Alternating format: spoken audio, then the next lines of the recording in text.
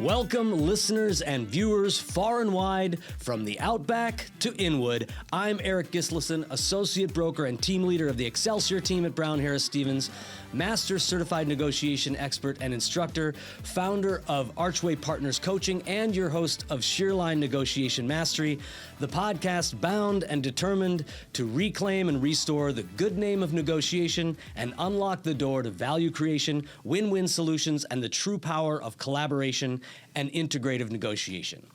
All right, so the year is, well, it's the early 70s, let's say that.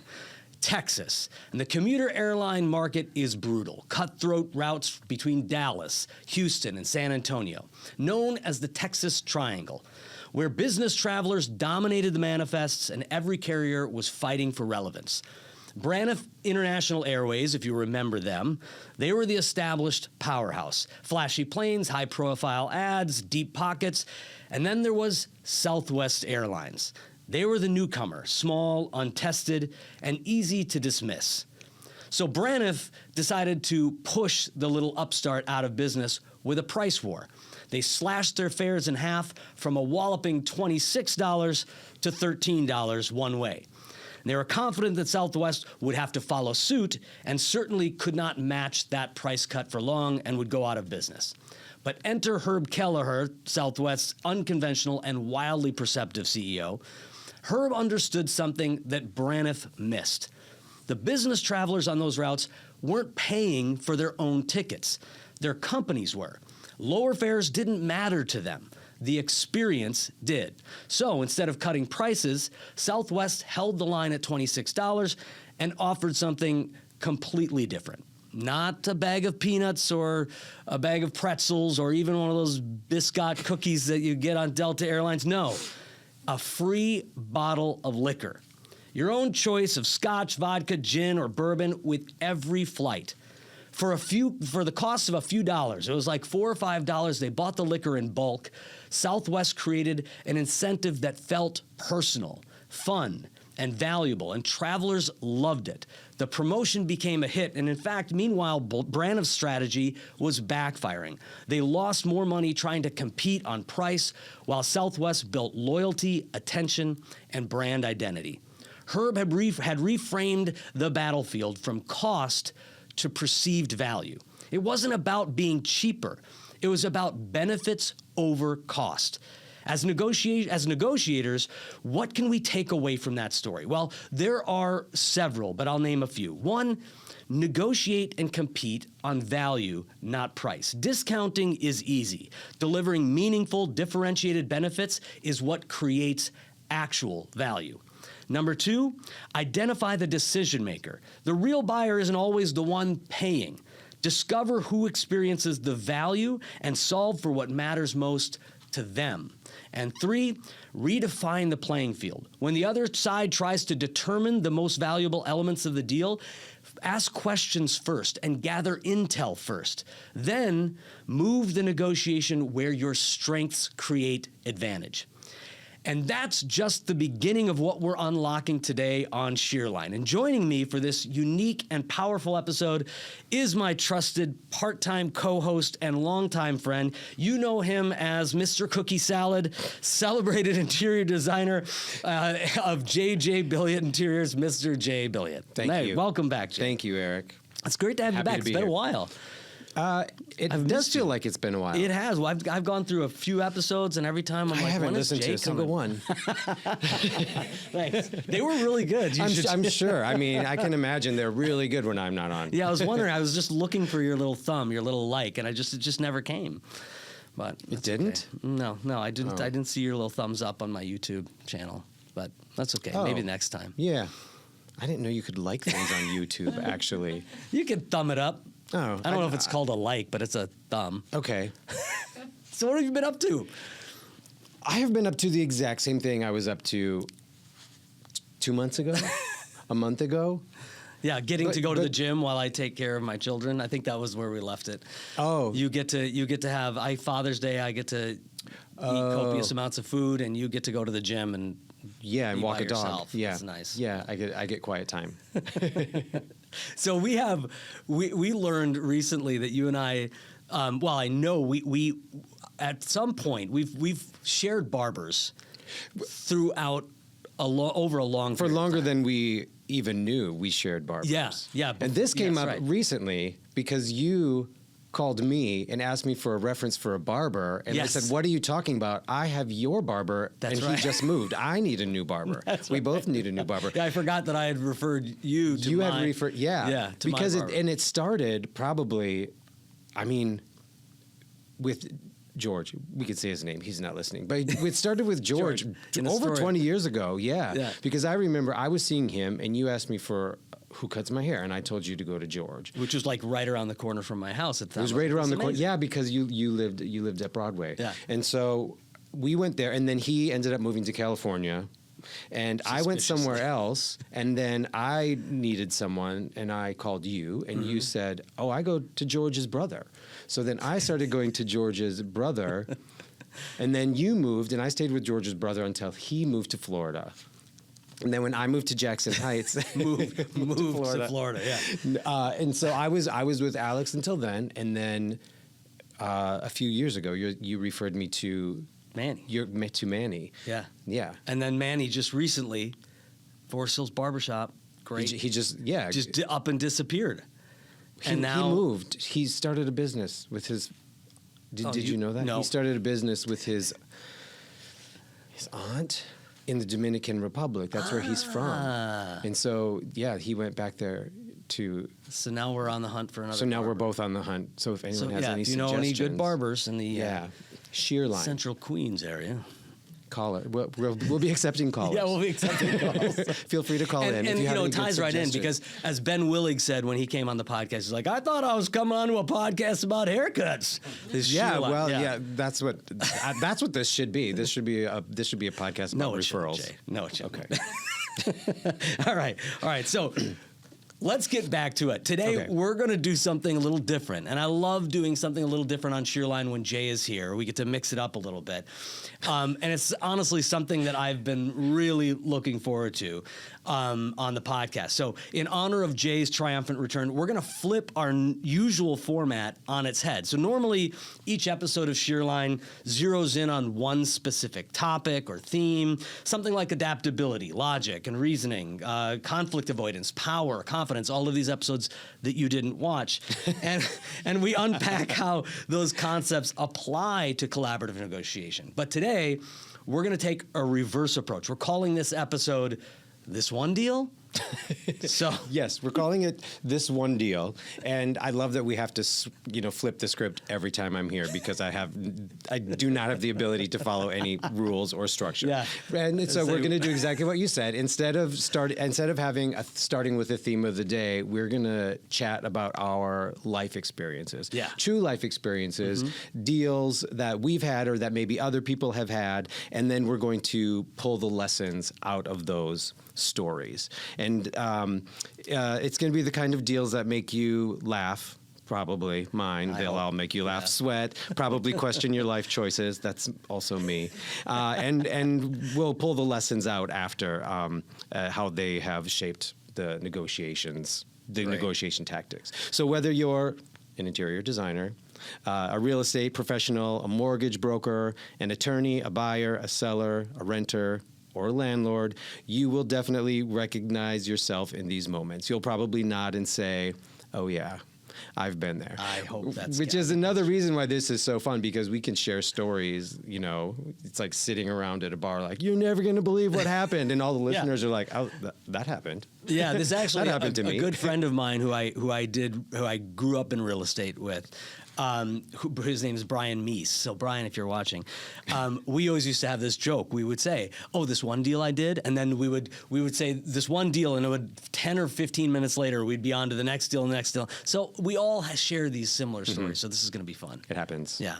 Well, I think we might as well start. First story. We'll start with you. Yes, I'm happy to go first. All right. And so I was in real estate. Should we name it? I'm gonna give it a name. My deal? Yeah, can I? Yeah, you can give it a name. We're calling this one the 8-person dining table. We can call this one the 8-person Okay. dining table. All right, go ahead. I'm So, sorry. and this was when I had first started in real estate. I was dealing with rental units, and you don't start out with like huge, it's not a 5-bedroom, in a high rise. We're looking for a 1-bedroom near a hospital, and it was. So I was still very new, but I went through all the list of questions you're supposed to ask every new client. And so I start with why do you want to live near a hospital? Yeah, well, so they were both doctors. That was an important thing. So, and it came down to asking the clients, what are your needs versus what are your wants? What do you have to have and what do you hope you have? And which of these things are negotiable and which ones are not? Yeah. And so we were going through the list, and one of the things was they have to be near this hospital because they both work there. And I said, well, yeah, I mean, you're a doctor and you're on call. I want you to be near the hospital as well. And one of the items on their list was a dining table for 8, and it actually was bigger, but when it was extendable, but in its smallest size, it sat 8 people. And they said, we have to have that. And I said, so you're doctors, you're not home a lot, what, for Thanksgiving? And they said they had just gotten married and they had registered for this dining table. They didn't think they'd get it, and they got it, and it was beautiful, and they didn't want to put it in storage. Wow. And they, and I had been in interior design already at the time, and so they happened to get a designer who said, I will make that happen, because I understand, I understand the love of furniture, but also they said it was expensive. We don't want to pay to store it. We want to display it. So long story short, it became, it was one of my most difficult searches, because back then, I don't even know if now you see floor plans for every single apartment before you go to see them. You think you would? No, you don't. And you don't. Yeah. And so to make a long story kind of short, we walked into this apartment that was in the perfect neighborhood. The price was workable. And we had seen a lot of stuff prior to this where I was like, it's not going to work. It's not going to work. And we walked into this apartment, and I knew immediately that this was their apartment. I just knew immediately. I mean, first of all, it had arches and a step-down living room, and you know how I feel about that. I was like, I would live. Jay in loves this a sunken living room. I love a sunken living room. And there was a little kitchen and a little dining area outside the kitchen, and we spent a few minutes in the apartment, and I said, this is where you need to live. And they said, we like it, but that dining area isn't really big enough. And I said, don't put your table there. And they said, well, you have to put the table there. And I said, no, the thing is you don't. Like right now, there's a pendant fixture there that's saying put the dining table there. Nix that pendant, get a different light fixture, you stage that differently. And in this living area, which is big, I told them, I just laid out the whole thing. I said, this is where you put your dining table. It's still plenty of room for a living area. And it took some, I don't want to say convincing, but it took some selling. Like I really had to lay it out for them to see it. And then when they saw it, there was no question. There was absolutely no question. They knew that it was their apartment. And I was thrilled. You did the same thing for us. When you designed our apartment, there were certain things where it's like, oh, this is where this should naturally go. And you're like, no, it doesn't. It doesn't have to. And you don't have to use the dining area, this little tiny dining area, as the dining area. You've got plenty of, and I love that. And the fact that there's so many great takeaways from that idea that you listen to the client, and as opposed, I think there's some agents who will hear a request like that and they're like, what is wrong with you? You cannot bring an 8-person dining table to New York City. Get rid of it, and try to convince them that this thing that's important to them is not really that important, or is not acceptable, or it's not possible. Right. And I love that you were like, okay, let's figure it out. What is a want? What is a need? And then let's move forward with what you need. And this is one thing that, I mean, maybe it was just me, but I loved that challenge. I loved the fact that every single apartment I went in, I had to try to solve this puzzle for them. And we've all, look, you get people who want a studio apartment with an eat-in gourmet kitchen. And you're like, well, they don't make apartments like that for obvious reasons. Like you might get an eat-in kitchen, but it's also a watch TV in kitchen, sleep in kitchen, shower in kitchen. It's a shower in kitchen. So it was a great challenge. But another thing that really worked in my favor was they trusted me. Like when I said to them, I said, I make you no promises, but I promise that you're in good hands. And I promise I'm going to do everything I can to get you everything you want, plus this dining table. And we did it. trust is obviously going to come back as a theme over and over and over in this podcast. And it's interesting. I was just talking to my team today, and we're having a conversation about that moment when you lay out the options for your client, and you walk them down. These are the options that we have. They get to make the decision. It's their choice. We empower them to make the choice, but there are options. And when you provide them the options and they trust you, they're more willing to go, okay, this is the world of options that I have. Now I'm going to make a choice based on these options because I trust the person who's providing the options to me. And I think that is so sometimes overlooked as a negotiator or as a real estate professional, that when we have that level of trust, we have that power of influence and persuasion, not to manipulate, but to help our clients come to a decision. Right. Yeah, that's beautiful. And then there's one other thing that I loved about this, and that was the idea of listening to their priorities. And I mentioned, like, you didn't say, oh, that's just, that's crazy, you shouldn't bring your dining room table. But having them kind of list their priorities so you know how to navigate what is and is not something that needs to be a part of this search.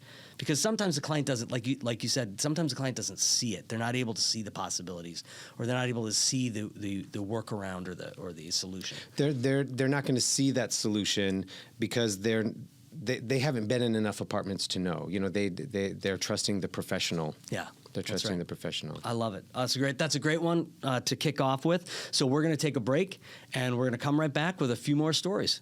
Residential and commercial closings to litigation, Romer DeBoss is your full-service real estate law firm. We blend big firm knowledge with boutique-level attention, delivering outcomes that exceed every expectation.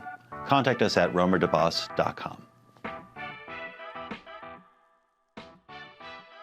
Looking to stage a property but on a tight budget and timeline? Stage with Stage and Fold. Stylish, lightweight, foldable, 3D printed cardboard furniture that looks real. Quick delivery and easy assembly.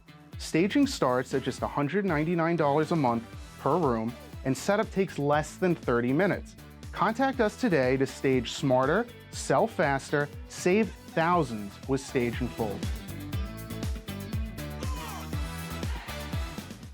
All right, and we are back. All right, so I'm going to tell the next story, and I like to call this one the Park Slope Brownstone. Now, this is actually a story that one of my negotiation students brought to me several years ago, and I love it so much that I include it in a lot of the coaching that I do. So here's the bullet points of this story. So this woman was a new agent at the time that this happened. She had been in the business for maybe 6 months, and she was door knocking. She had decided that she lived in Park Slope. She was trying to get a foothold, and obviously there are a lot of agents in that neighborhood, a lot of agents with experience, and that corner a lot of that market. So she decided that she wanted to be a part of that townhouse market. And so she went out and started door knocking, and one day she saw this older man sitting on a stoop. And so she went up and she gave him her card and introduced herself and started having a conversation with him. And it turned out that of all of the people that she knocked on doors, didn't get responses, people that she did talk to or just kind of shoot her away, this man was like, I am thinking about selling my home. And so she was, she's now got a viable seller in front of her. And so she just kept on listening. And very quickly, the conversation turned to this man's wife, who had recently passed away. So the reason he was thinking about selling is his kids had grown up in this brownstone. They had the whole brownstone, and it was just him and his wife, empty nesters, and then she passed away. So now it's just him in this brownstone, and he was ready to move on. But he had a problem, and that was that he was really concerned about honoring the legacy and memory of his wife. And the reason was, so he kept on telling her this story, and he kept on explaining to her that in this 1980s, 70s or 80s, like 50 years earlier, his wife made the determination that she really wanted to purchase this brownstone in Park Slope. And at the time, everybody was telling her, this is a mistake, this isn't the neighborhood you should purchase in, it's too much, all of these things. But she was strong enough and bold enough to kind of shoo away the voices and make the purchase. And so they made that purchase and ended up, raising their family there. The neighborhood changed around them. And he had been pitched by many agents. So people had stopped by, people had sent him postcards, people had pitched him on selling the house, but no one ever took the time to just listen to what was important to him. It wasn't about price. Like, he really wasn't concerned. And now this brownstone's worth over $2 million at that point, right? So she bought it for less than $100,000. It's now worth more than $2 million. And his primary objective in the sale of this house was to honor his wife. And she did that. She listened, she heard it, she brought in his story into the narrative of their story, so that he understood that when she took this listing, whether she had experience or not, whether she had 10, 20 years of experience or 6 months of experience, did not matter to this man. What mattered was the person that took this on was going to do right by his wife. And she got that listing. And when she told the story to me, she was now in the business for several years and had done several townhouse listings in Park Slope or in Brooklyn since, because that became something that garnered yet another listing and another listing. And it just goes to show you this idea that the pitch is not always about price. And it's so important that we hear and listen to our clients and actually actively listen, so that we understand what they want out of a deal. Yeah, there's so many important points in there. And the first one, like you said, is it's not always about money. Like, it's also about the experience. I mean, even her listening to that story, incorporating it in the ad, or incorporating it every time she showed that house, meant the world to that man. Yeah. It didn't matter the price. You know, that has to do with that man's emotional connection to what was there, and her respecting his connection to it and establishing a relationship with him, so that he knows that she was going to honor it. Yeah, and that at that moment, he could trust that no matter what happened, no matter where the house sold, that she was doing the most important thing that he wanted through that transaction. Yeah, and he could feel at peace with that as well, which is amazing. And you know, we talk about storytelling. We had a whole episode that you didn't watch on storytelling. But one of the things that's amazing about storytelling, or that's important about storytelling, is one thing for us to be able to tell the story and to tell a story well, and to bring, to create some sort of imagery or metaphor that shines a light on something that our client doesn't necessarily understand or know, nor to bridge that gap, all of that. But what's even more impactful than our story is eliciting the story from our client, so that we understand the story that they're telling themselves, and then we can put ourselves into that story with them. And that she did beautifully. She did. She retold that man's story very respectfully. Yeah. And honestly, that, speaking of, referrals, haircut referrals, that's the kind of experience that people refer, right? Yeah. You don't just march in and sell someone's house and you get maybe you do, and someone says, well, they did it really fast, so use them. Yeah. But it's much more likely someone's going to say, I had an amazing experience with this woman. She listened to me, she respected my story, she told my story well, and it was, and honestly, that's what that man needed, just to get through that process. Yeah. So she respected him. Yep. And that's what gets you more business. And like you said, she's doing very well now. So yeah, and that, I guess that's one of the other, it's not necessarily fits into the negotiation narrative, but it's certainly the business building narrative, which is what we do when we create relationships, and when we have that trust that we keep coming back to, is it's an exponent. It creates more and more business. And when you go from, and we talk about this idea of being transactional versus relational, and when you have that mindset, when you approach your clients in that relationship or relational mindset, that begets more business. Is when people start to refer you to the next person and the next, and your business starts growing from that one deal. Yeah. So, yeah. But I do think it does have a lot to do with negotiation as well, because I think even when you were helping me purchase, knowing the story of the woman. I mean, that seller's agent did a good job. Yeah. She said, this is her story. This is where she lived. This is why we're not going to go down in price. And it wasn't demanding, but it's helpful when you know where that agent, where that seller is coming from and why. The context. It can change the whole tone of a negotiation. Absolutely. If you are sensitive to that, which you should be. Which you should be. Which you should be. That's great. All right, let's go back to you. What do you got? So my first story was my favorite client ever. And so now this is probably, I don't want to say my least favorite client ever, because I'm sure they're probably a good person, but it was my least favorite experience in real estate. Nice. And so this was also at the beginning, and it was for a rental apartment.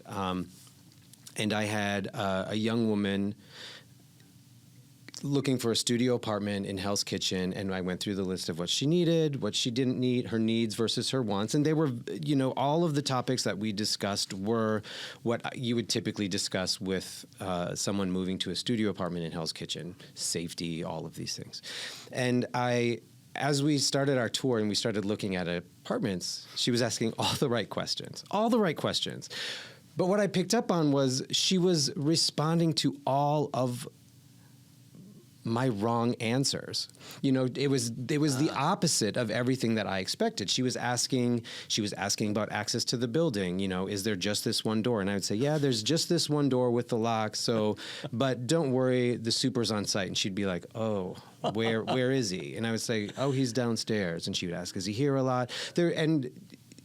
It was just the opposite of everything. Yeah, she wanted the building that had no locks. She was fine with just one key. Like, she didn't want two keys, just one key. One door was fine. It had to be on the first or second floor, which is common for a lot of people. But the reasons, I just got this feeling in my gut that something was wrong. And so we had found this apartment that she wanted to apply for. And so I went back to the office and I was doing the paperwork, and I just couldn't let go of this feeling. So I just had a hunch. I Googled her phone number, and she probably wouldn't make the same mistake today, but her phone number was attached to 3 or 4 Airbnbs in Hell's Kitchen. And so she and then it started to make sense. Exactly where I thought this was going. No. Well, I didn't. I was hoping for something more exciting. I was like drugs, prostitution, like some crime. I know this is going to be a good story, but it didn't. But the sort of the dilemma. Maybe it's not a dilemma, but the issue I faced was that because we worked together at the time, our agency had an exclusive with that building. It was a small building, all studio apartments, kind of a mom and pop shop. And I was told at the very beginning, if you show an apartment here, they didn't come up much. If you show an apartment here, like, these are our people, we do right by them. And so now here I am faced with this person who is qualified, filling out paperwork, who I know is just going to have people in and out of this apartment every week, versus getting a deal done. And so for me, it kind of became, like a deal or no deal situation. Yeah. And I ended up calling her, and I told her that I wasn't going to be putting in her application. And I told her why, and she denied it. And I said, look, there's no denying what I found. And I said, I have a due diligence to this building. Yeah, we have a relationship with them. Like, I need to respect that. And I knew I can't suddenly have an Airbnb, they in their building, they would be livid. And then she continued to deny it until I told her, I was like, look, no matter what you say, I'm not going to do this. Yeah. And then she said to me, well, someone else is just going to rent me another apartment in Hell's Kitchen. And I said, that's fine. Yeah. I said, but it won't be me, and it won't be my reputation on the line, and it won't be, I won't give myself a bad name, and I will have protected this building, from an Airbnb coming in. It was very stressful at the time. I bet. And the fact that it was, no one, especially early in your career, likes to lose a deal. And it's interesting because as real estate professionals, our integrity is so incredibly important because you are faced sometimes with this challenge of, do I move forward and collect the paycheck, or do I do the right thing? And we hope that we always do the right thing. It's the integrity is what we do when no one else is watching, right? So that idea that you had a fiduciary responsibility to that landlord because the company had an exclusive with them and you were willing to give up the deal because of it. Yeah. Is interesting. I mean, and I think I told you when we were initially kind of discussing this topic, I was so new. I hadn't even been paid yet. I was still running on empty in my real estate career, and you want to do deals so badly, and then here I am, 8:00 at night, sitting at my desk, essentially just throwing away a commission. Yeah. But I don't regret it. I definitely did the right thing. But it was. It's interesting because the first story I told, I listened to my clients and we had this very symbiotic relationship and we made it work. Yeah. And with this client, I listened. I also listened. I listened to everything she said, everything she asked, and I also listened to the things she didn't ask. And that's how I was able to put together, this is not going to end well. Yeah. There's no way it ends well. Either she leaves unhappy because I have to kind of abandon her as a client, or I upset my colleagues and my this landlord. So this also makes me think, because this was at a time when agency disclosure didn't exist. Certainly the FAIR Act hadn't passed. Obviously that was recent. But it brings up this interesting idea about dual agency, because we had an exclusive with the landlord, but here you are taking out this renter to see apartments. But at that time, there's no exclusivity with a renter. Right. There was no agency relationship. There was an implied agency relationship, I guess. But it's interesting. I mean, it's years back, so now we can kind of talk about it. Yeah, it was a long time ago. But it brings up this idea of like, how do you play both sides of a deal?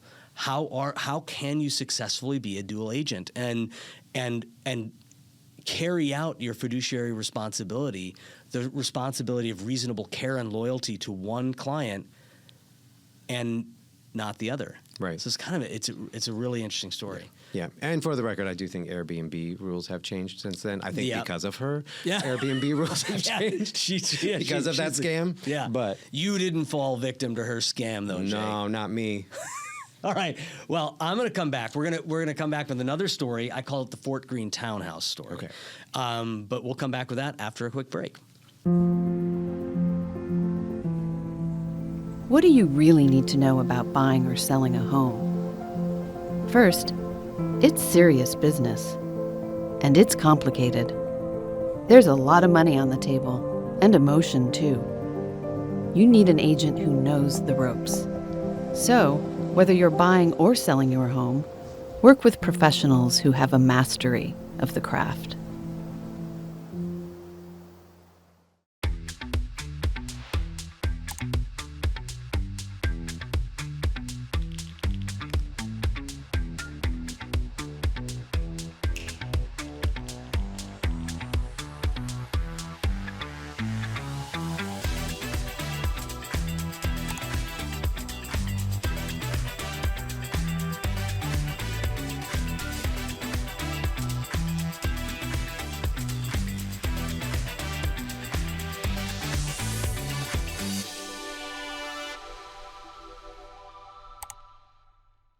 I'm Brian Scott Cohen, one of the top loan originators in the country, and the #1 mortgage originator at Guaranteed Rate Infinity. Guaranteed Rate Infinity arguably has the most advanced tech in the industry.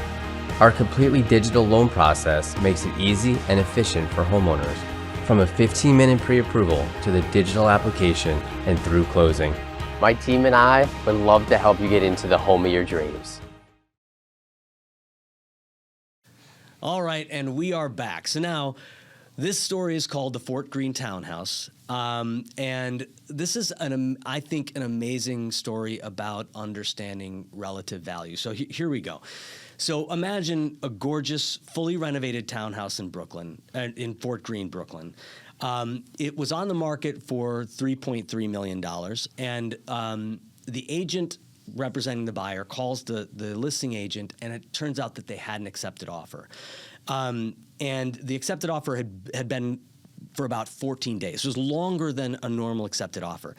So the agent started having a conversation with the listing agent, trying to get curious, trying to gain intel, asking a lot of questions, and through that conversation, drilled down on the fact that they were in contract, or they had accepted offer for around 3.2, so about $100,000 off the asking price. But it also became very clear in that conversation that the seller and the agent were really frustrated with the pending deal that they had going on. Apparently, the buyer had brought in multiple inspectors, didn't trust the first one, so brought in a second one. It became clear to the seller that they were going down a road where the buyer was going to start asking for discounts, was going to start to renegotiate that $3.2 million price based on the inspection. And this was a pristine townhome. I mean, it was gorgeous. And so there's a lot of, they renovated it. They spent years renovating this townhome. So not only is that buyer looking to discount, but psychologically, emotionally, they're like insulting their baby, right?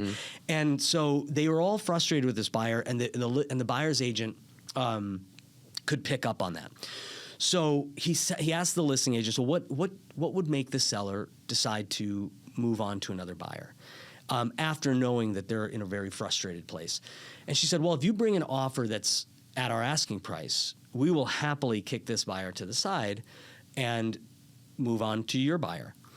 And so the buyer's agent goes back to their client after that conversation and had information that was kind of conflicting, because the listing agent was saying that they were fed up with this buyer who they had accepted at 3.2, but then they were telling this new agent, if you come at 3.3, if you give us an extra $100,000, that's going to be what it takes for us to go with you.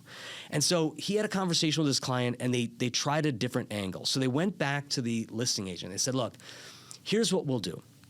We will offer you 3.2, or we'll offer you what you have. So we'll offer you the deal that you have right now, which is around 3.2.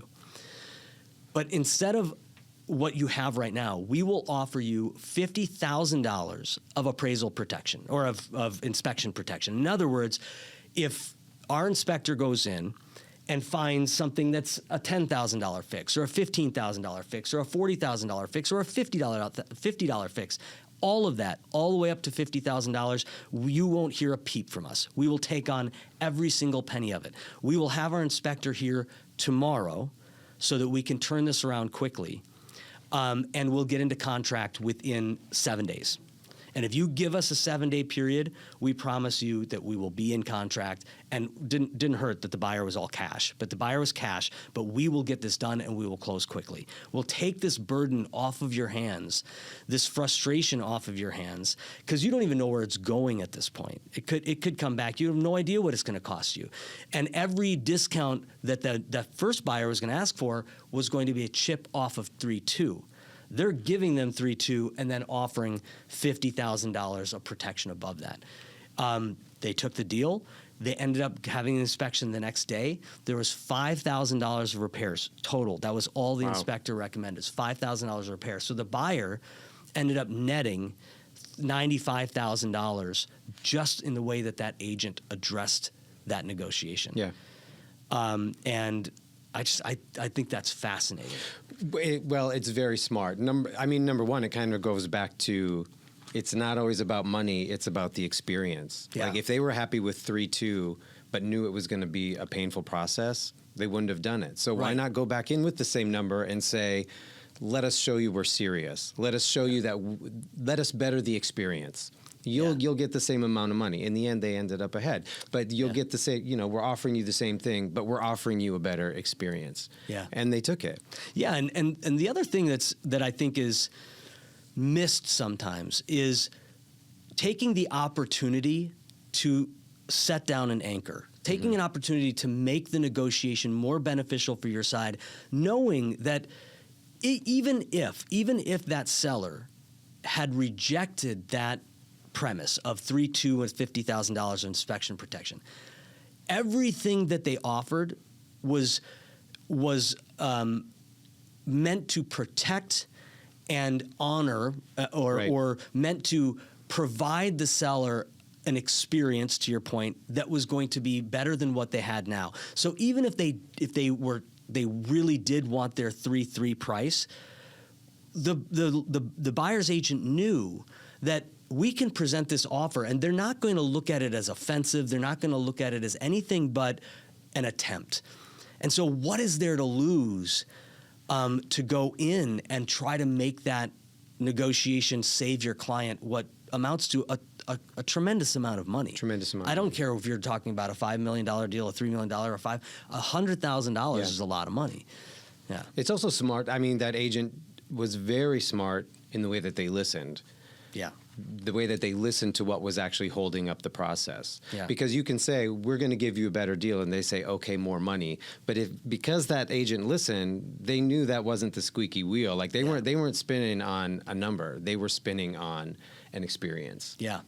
Yeah. Timing. And we talk about value proposition a lot, and value proposition is simply benefits over cost. Yeah.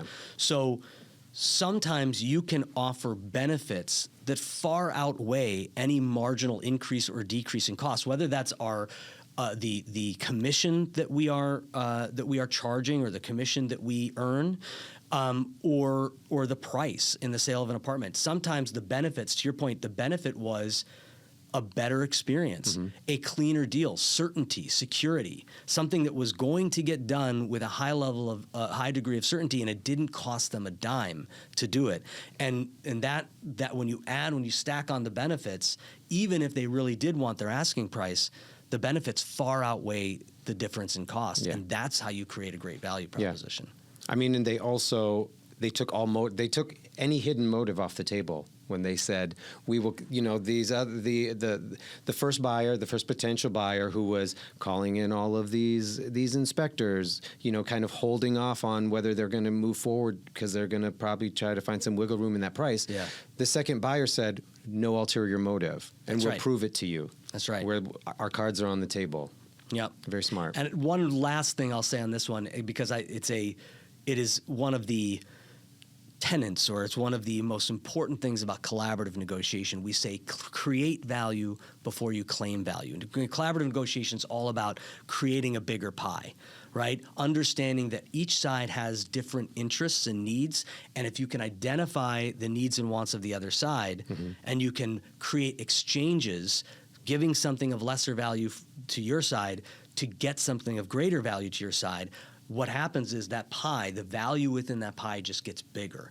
And so we say create value before you claim value. And this is a great example of how that agent was able to create value before claiming value. Right. Yeah. All right. Well, let's move on. Let's move on. This is you, story number 5.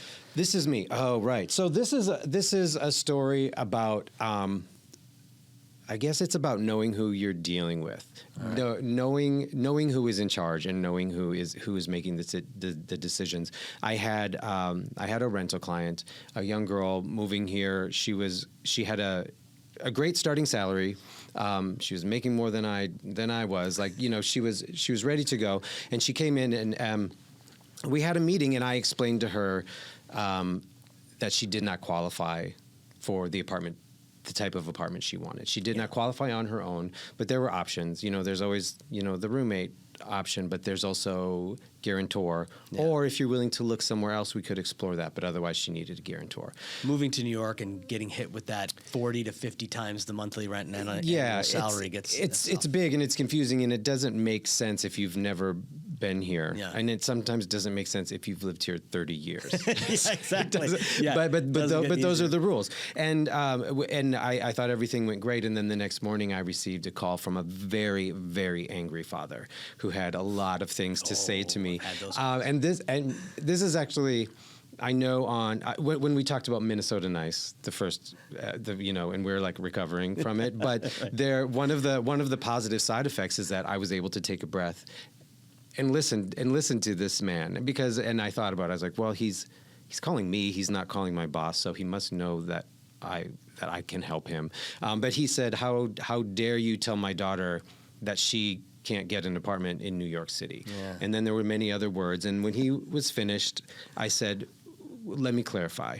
I said I never told her she couldn't get an apartment.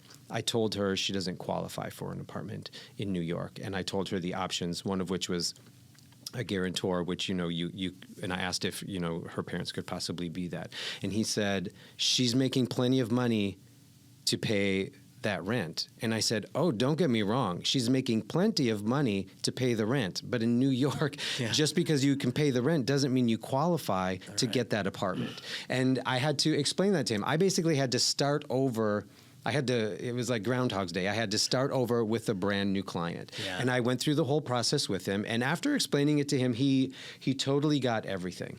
The difficult thing for me in that was I don't know what their conversation was without me. That game of telephone. Yeah. And it was I have a sister, and I know that she has a different relationship with my parents than I do, and so I don't know what her relationship was with her dad. Maybe she wanted to call him and say, Dad, you got to do this. Yeah. Or maybe she was mad. Maybe she really didn't understand, and I didn't ask. I had to pretend that nothing I told her was given to him. So I had to start all over with him. We did end up finding her an apartment. There was one caveat, which is another thing I didn't ask about. I went through the whole process with him, and he's, because he said, but I'm going to help her. And I said, and that's exactly what we need, but we need paperwork to back that up. Right. That's basically what we need. You say you're going to help her. I believe you. We just need paperwork to back that up and to prove that you're able to do that. And he said, I will do that. He goes, but I don't want to give any of my financials to my daughter. And I said, fine, I can take care of that. And so I was showing apartments to her, but I was doing the deal with him. Yeah. And I didn't ask, like I said, I don't know what happened in that game of telephone. I also don't know what the motives are either way. But she ended up getting what she wanted. She was happy. He was happy. But it was, my deal was done with him. Yeah. And that idea that you uncovered that nugget of, I don't want my daughter to see my finances. It seems like there was a lot of, he was taking a stand, which a lot of our clients do. And you were able to kind of uncover what the area of concern was so that then you could offer options so that he knew that he could do this while also not having to reveal his financial his paperwork, his finances, good or bad, whatever they were, to his daughter. Getting to that point is really important. Getting to that area of concern is really important. Well, that's the listening part. Yeah. Again, I mean, and letting someone have their say, good or bad, and not taking it personally, and coming out with a solution at the end. Yeah, and that the fact that this happens so much with guarantors and if family members of purchasers too. So this is not just a rental thing. This is an every real estate deal thing where you have someone with an interest in the deal, financial or otherwise, and they don't necessarily understand the process, or they believe they understand the process. And if we just tell them this is how it is and ignore the fact that they have their own truth. We talked about this in logic and reasoning, right? They've come to their own conclusion. Mm-hmm. But what assumptions have they made in order to draw that conclusion? If we can address the assumptions, we can change the conclusion. And so by having a conversation with him about those assumptions, about the fact that, yes, she will pay her rent. I'm sure she will pay her rent every month, but that doesn't mean a landlord is going to be willing to rent her an apartment given the guidelines and the qualifications that are required in the city. Right. Yeah. And it's even more difficult for people who are not familiar with or have never lived in New York and don't know that getting an apartment here is very different than getting one anywhere else. Yeah, that's right. That's great.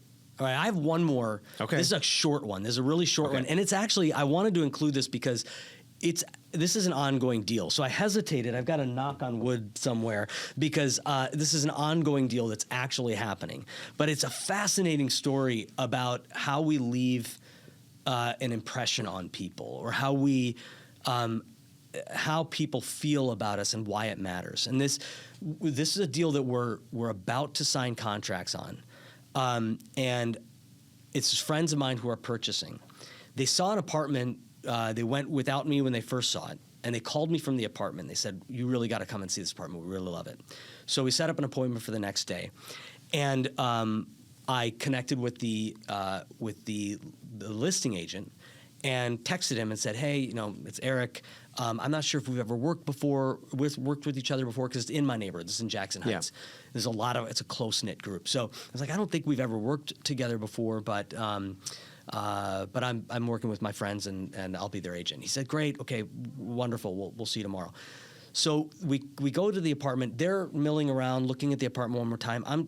I pull aside with Rick, the listing agent, to get a little bit more information from him. And he's like, you know what, Eirik? We haven't worked together before, but when you texted me, it pulled up the last time that we texted each other, because it's it's just still on a thread. Mm-hmm. And it was 2 years ago, and you had a listing in the neighborhood, and I had a buyer, and I think that they had changed their appointment a couple of times, but then finally, ultimately, like 5 minutes before an appointment that they had scheduled, he had to call me and cancel. And I responded, as I always do, with grace and with not flying off the handle like some people are want to do. But I said, no problem. I know it happens. I've had buyers like this. I really hope to do a deal with you in the future, and I look forward to meeting you at some point. And so, he had long forgotten that text exchange, but it popped up when I texted him, and he's like, I remember that so well, because I was so impressed by the fact that you didn't make me feel terrible about missing this appointment, or didn't make me feel small about missing this appointment. And he's like, I've always wanted to work with you, do a deal with you ever since that exchange. And here we are, we're doing a deal with each other. And there's no question that he pushed for our deal, knowing that I would be on the other side of that deal. Right. Yeah. Reputation matters. Reputation matters. Absolutely. Relationships matter. Yeah. Yeah. So why don't we do that's it. Those are the stories. Maybe we'll come back and do this again. Those are the appropriate stories. Those are the appropriate stories. The ones we're allowed. Yeah, that's right. That's what we're allowed to say. But as Lena mentioned, maybe we come back and do this again. But we actually, it just made me think, we have a hanging thread with the Fair Act. We were supposed to have like a podcast to come back on that one too. So we got a lot of work to do, Jay. You got to start listening. Well, we have at least 2 more, that means. At least 2 more. Thanks. Good. I get Jay for at least 2 more episodes. Wonderful. All right, so let's wrap it up. When we look at all 6 of the stories that we told today side by side, you start to see the real DNA of negotiation. Whether it's Herb Kelleher redefining value with a bottle of bourbon, an agent earning trust in Park Slope on a Park Slope stoop, or a buyer's agent creating a win-win in Fort Greene. And those are just my stories. I realized that I didn't even include any of yours. Shame on me. They're my stories. Why would they're yours. You want to say anything? The through line is not luck. It's awareness. It's knowing when to listen, when to lead, and when to hold steady. That's right. Because negotiation mastery isn't about control. It's about composure. If someone's dad calls you, it's about composure. That's right. If you find out someone has ulterior motives, it's about composure, and it's about how you handle them. And it's about recognizing that true power doesn't come from pressure. It comes from clarity, the ability to read the room, understanding motives, and influence outcomes without forcing them. And that's what every one of these stories shows us. Great negotiators balance these and many other of these dimensions: empathy, integrity, creativity, clarity, relationship, and confidence. They use empathy to connect, integrity to build trust, creativity to unlock new options, clarity to guide decisions, relationships to open doors, and confidence to stand in their own value. Because when you operate from that space, calm and collected, prepared, and self-assured, you create successful outcomes that last. And you're not just closing deals, but you are strengthening relationships with those deals. And that's what ultimately is the through line of all of these stories. Well said. Well said. Well, that is the Shear line, everyone. As a reminder, you can support this show by following us, subscribing, rating, and reviewing the podcast on YouTube, Spotify, Apple Podcasts, or wherever you get your podcasts. Just go to getmorenetwork.com, and there you can check out all of the amazing shows on the More Network, including past episodes of Shearline. You can find me all over Instagram at archway.partners, as well as on YouTube, Facebook, and Instagram Instagram at Eric the Expert. Jay, where can they contact you? On Instagram at JJ Billiet Interiors. JJ Billiet _interiors. All right. And you can follow my team or connect with my team, the Excelsior team at Brown Harris Stevens, by going to bhsusa.com. And you can connect with my coaching company, Archway Partners Coaching, by visiting archwaypartnersinc.com, where you can find out all about our new Mighty Network community and all of the fantastic small group coaching, Q&As, and resources that we offer there. And remember, everyone, there is a key for every lock, but it's the right combination of grooves, cuts, and teeth that lift the pins and create the shear line. Until next time, keep turning curiosity into connection, mystery into mastery, and keep unlocking what's possible. We'll see you next time, everybody.